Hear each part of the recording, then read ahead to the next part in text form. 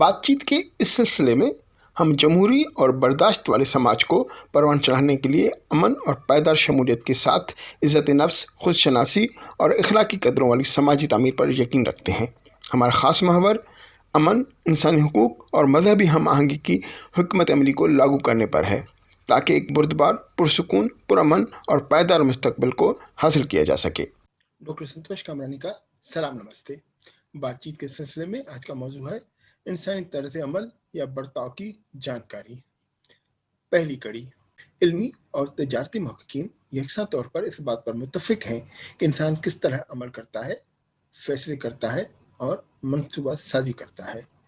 साइंसी तहकीक में इंसानी तर्ज अमल या बर्ताव के 3 बुनियादी अज्जा हैं: अमल, इदराक और जज्बात, यानी एक्शंस, कॉग्निशंस एंड इमोशंस। यहाँ हम इंसानी तर्ज अमल या बर्ताव के इन तीनों बुनियादी अज्जा पर अलग अलग बात करेंगे। नंबर 1, अमल या एक्शंस। अमल एक कार्रवाई है और हर उस चीज की निशानदेही करती है जिसका मुशाहिदा किया जा सकता है। किसी इक़दाम के बारे में सोचें, जैसे कि किसी फिल्म के सेट पर हिदायतकार अगले मंजर की फिल्म बंदी के लिए एक्शन का नारा लगाते हैं। नंबर 2, इदराक या कॉग्निशन।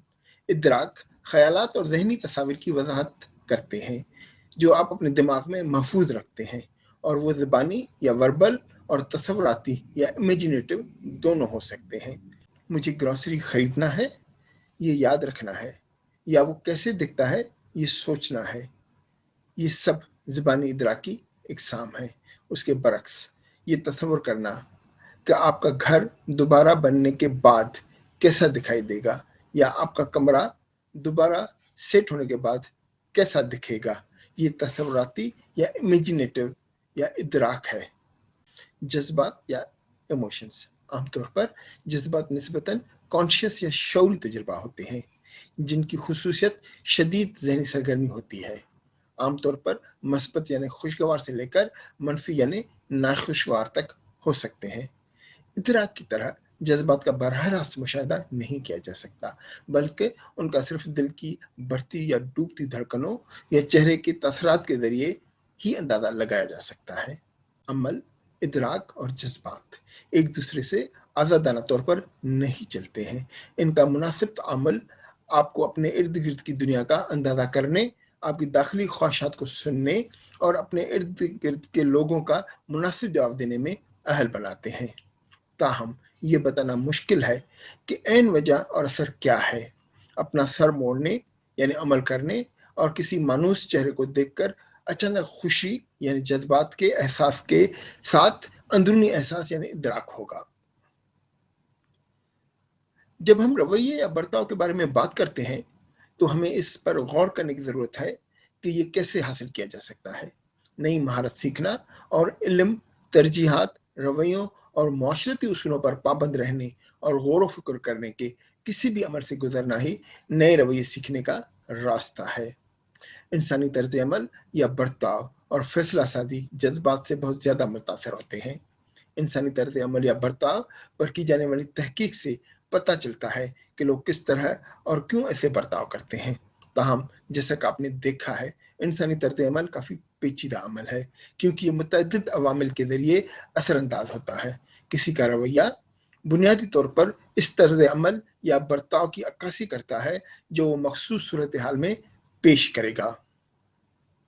ज़्यादातर लोगों के इंसानी रवैयों को सही तरीके से समझने में नाकाम होने की वजह यह है कि वो दूसरे अवामिल को ध्यान में रखे बगैर अपने तर्ज अमल को देखते हैं।